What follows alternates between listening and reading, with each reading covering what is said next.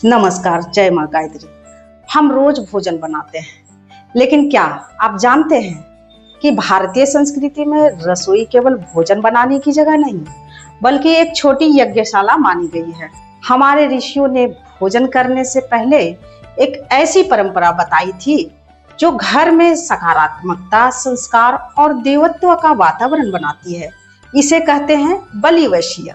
बलि का अर्थ है समर्पण तथा वैश्य का अर्थ समस्त प्राणियों के लिए, अर्थात जो भोजन हमें मिलता है वह केवल हमारे लिए नहीं, बल्कि संपूर्ण सृष्टि के प्रति कृतज्ञता व्यक्त करने का माध्यम है।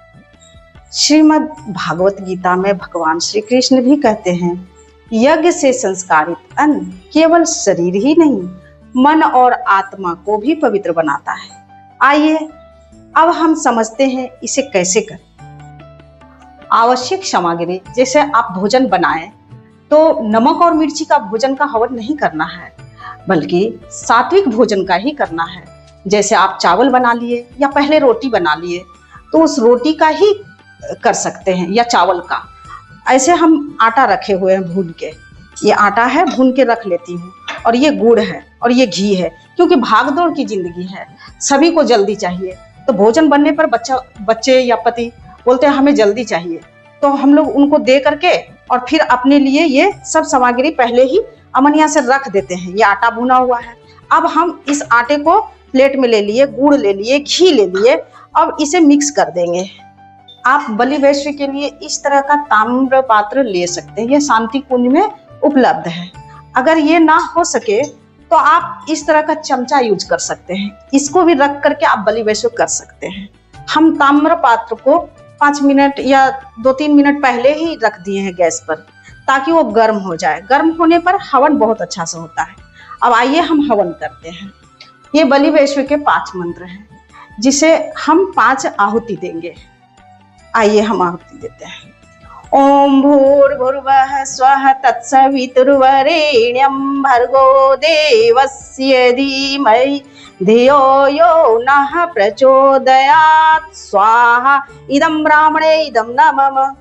ओम भूर्भुवः स्वः तत्सवितुर्वरेण्यं भर्गो देवस्य धीमहि धियो यो नः प्रचोदयात् स्वाहा इदं देवेभ्य इदं न मम। ओम भूर्भुवः स्वः तत्सवितुर्वरेण्यं भर्गो देवस्य धीमहि धियो यो नः प्रचोदयात् स्वाहा इदं ऋषिभ्य इदं न मम। ओम भूर्भुवः स्वः तत्सवितुर्वरेण्यं भर्गो देवस्य धीमहि धियो यो नः प्रचोदयात् स्वाहा इदं नरेभ्य इदं न मम। ओम भूर्भुवः स्वः तत्सवितुर्वरेण्यं भर्गो देवस्य धीमहि धियो यो नः प्रचोदयात् स्वाहा इदं भूतेभ्य इदं न मम। अब हम जल घुमा लेते हैं, और जल घुमा ले। जल घुमाने के बाद हम प्रणाम कर लेते हैं। अब देखिए ये हवन हो गया। अब कितना अच्छा सा अग्निदेव भोजन ग्रहण कर रहे हैं, सभी देवताओं तक, सभी देवताओं को मिल रहा है ना। क्या करेंगे, इसे सड़सी से या चूटा से पकड़ के इसको रख देते हैं, या घर में भी घुमा सकते हैं। इसका धुआं निकलने दीजिए। इसका धुआं घर में संस्कारित करता है, और ये जब जल जाए तो इसे किसी गमले में दे दीजिए, पैर के नीचे नहीं आना चाहिए। अभी ये प्रसाद बचा हुआ सभी परिवारजन को दे दीजिए। यह प्रसाद हो गया है, ये सभी कोई पाए। इसके आध्यात्मिक लाभ, मित्रों, हम जो भोजन ग्रहण करते हैं वह केवल शरीर ही नहीं बनाता, बल्कि हमारे विचारों और भावनाओं को भी प्रभावित करता है। इसलिए जब भोजन पर गायत्री मंत्र की ध्वनि और यज्ञ की सुगंध का प्रभाव पड़ता है, वह केवल अन्न नहीं रहता, बल्कि संस्कारित प्रसाद बन जाता है। इससे घर का वातावरण शांत, सौम्य और प्रेरणादायक बनता है। परिवार में सकारात्मक सोच विकसित होती है, बच्चों में संस्कार का विकास होता है, मित्रों, बलि वैश्य यज्ञ में केवल 5 आहुतियां नहीं दी जाती, बल्कि 5 अमूल्य गुणों का विकास होता है।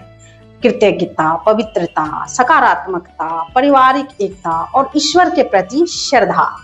गीता हमें यज्ञ शिष्ट अन्न का महत्व बताती है। उपनिषद अन्न को ब्रह्मा कहते हैं और ऋषि परंपरा रसोई को यज्ञशाला मानते हैं। यदि प्रतिदिन केवल कुछ मिनट निकालकर बलि वैश्य यज्ञ किया जाए तो भोजन प्रसाद बन जाता है, रसोई यज्ञ स्थल एवं परिवार संस्कारों का केंद्र बन जाता है। आशा है यह वीडियो आपके लिए उपयोगी साबित होगा। धन्यवाद। जय मां गायत्री।